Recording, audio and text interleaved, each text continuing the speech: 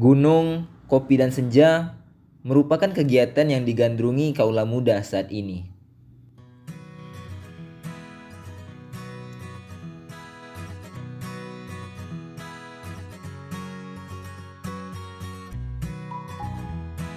Banyak pemuda-pemudi yang berbondong-bondong mendatangi gunung bak mendapatkan sebuah hidayah. Begitu juga saya. Jujur saja, kali ini baru pertama kali saya mendaki. Kebetulan perkuliahan pun saat ini tengah libur. Saya diajak oleh teman-teman dari komunitas FIM Pekanbaru untuk mendaki Gunung Marapi di Sumatera Barat. Ada Bang Diki yang baru menyelesaikan kuliahnya di Jawa sana, Kak Jana, Kak Tia, dan Nurin merupakan mahasiswa yang kuliah di Pekanbaru.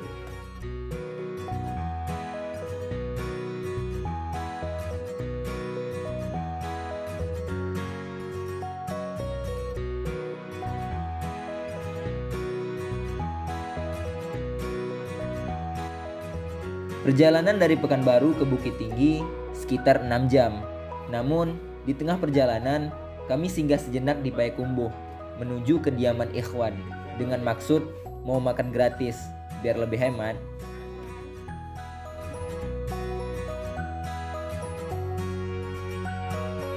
Setelah beres makan dan sedikit berbincang mengenai pendakian, ternyata Ikhwan tertarik ikut mendaki bersama kami.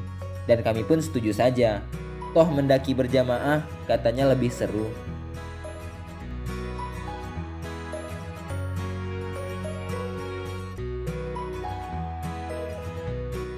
Ini ya.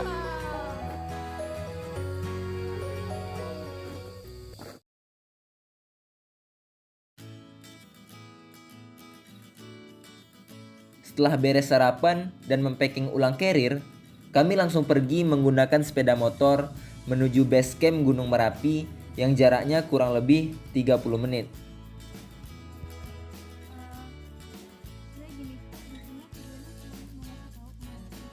Kami pun briefing sebentar sebelum pendakian. Sebagai yang baru perdana mendaki, ada hal unik yang saya temukan di sini. Kak Tia menjelaskan, selama pendakian, jika berpapasan dengan orang lain, hendaklah kita menyapanya dengan panggilan Pak atau Bu, baik mereka masih muda ataupun sudah tua. Halo geng. Jadi hari ini kita mau mendaki geng. Mendaki Gunung Merapi. Sekarang pukul 9:30.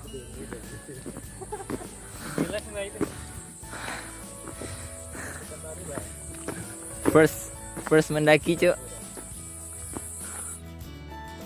Melihat banyaknya motor di parkiran, sepertinya memang benar kata orang. Gunung, tempat muda-mudi kini bersosialisasi. Andainya masjid serami di gunung saat ini, tapi ya sudahlah, mungkin ini tanda akhir zaman. Kak Tia yang awalnya semangat, mendadak pusing dan menyuruh kami berhenti. Sepertinya ia diserang angin dari dalam, atau biasa orang menyebutnya masuk angin. Teman saya pernah bercerita bahwa mendaki bersama perempuan itu akan menyulitkan karena pasti ada saja nanti hal yang terjadi, entah itu sakit, lelah, atau sering berhenti sambil ngerumpi.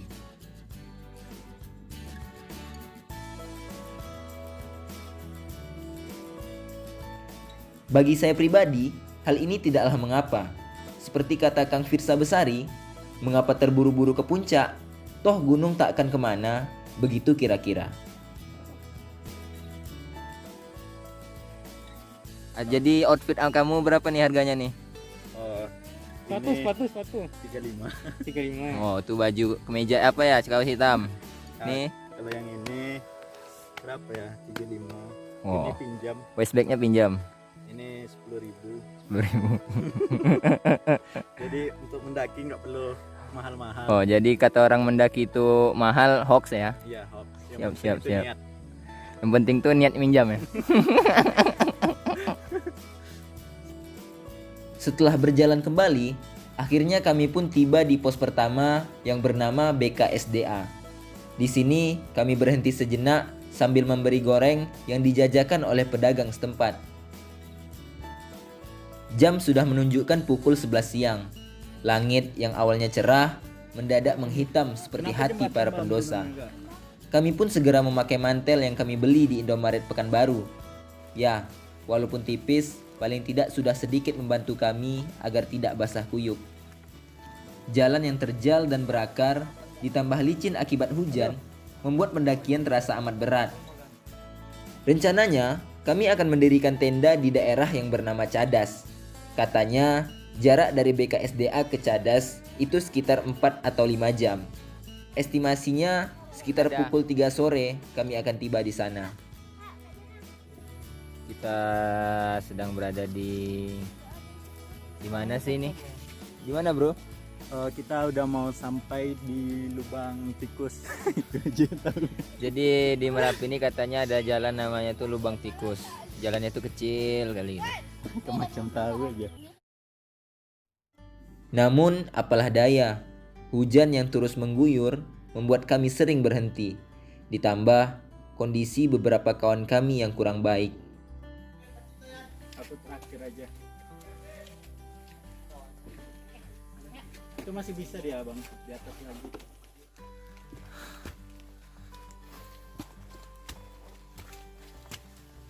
Ya, kenapa? Harus ngangkang ya? Harus nyamping. Oh man. Oh yeah.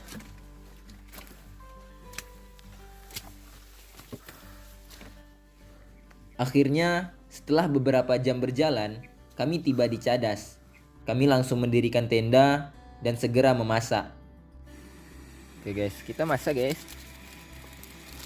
Ininya masak mie sama nasi. Oke. Malamnya, tidak banyak yang kami lakukan. Sebab badan yang sudah lelah, ditambah terkena guyuran hujan, dan makan yang dirapel dalam satu waktu, kami memutuskan untuk langsung tidur. Sakit-sakit aja. Pukul 7 pagi, mentari menyapa dari balik pepohonan.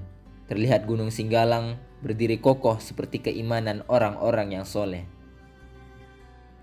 Setelah sarapan, kami langsung bergegas samit menuju puncak Gunung Merapi. Menurut informasi yang beredar, di puncak Gunung Merapi, kita bisa melihat pemandangan gunung di sekitarnya. Ada Gunung Singgalang, Talang, Tandike, Sago, dan katanya Gunung Kerinci pun terlihat dari sini. Satu lagi nggak bawa ya?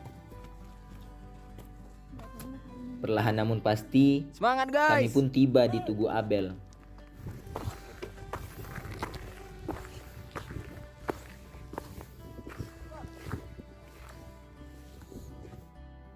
Setelah berfoto sebentar, kami pun melangkah menuju kawah Gunung Merapi.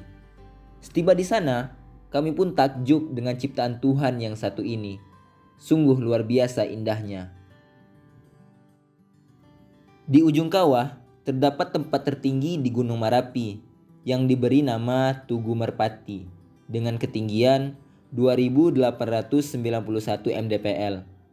Namun, karena cuaca yang kurang bersahabat dan kabut yang cukup tebal, kami pun memutuskan untuk kembali.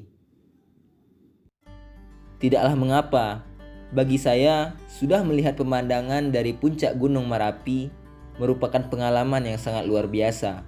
Ditambah bisa melihat kawah gunung yang selama ini hanya bisa kita lihat dan saksikan di televisi.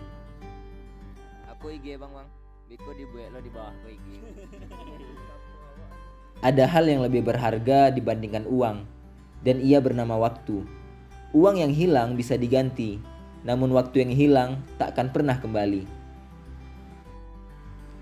Saya sangat bersyukur Allah masih memberikan saya waktu, sehingga dengan waktu tersebut saya bisa gunakan untuk melihat ciptaannya yang sangat luar biasa. Sekian dari saya, Zikri Mahendra, melaporkan dari Gunung Merapi, Sumatera Barat.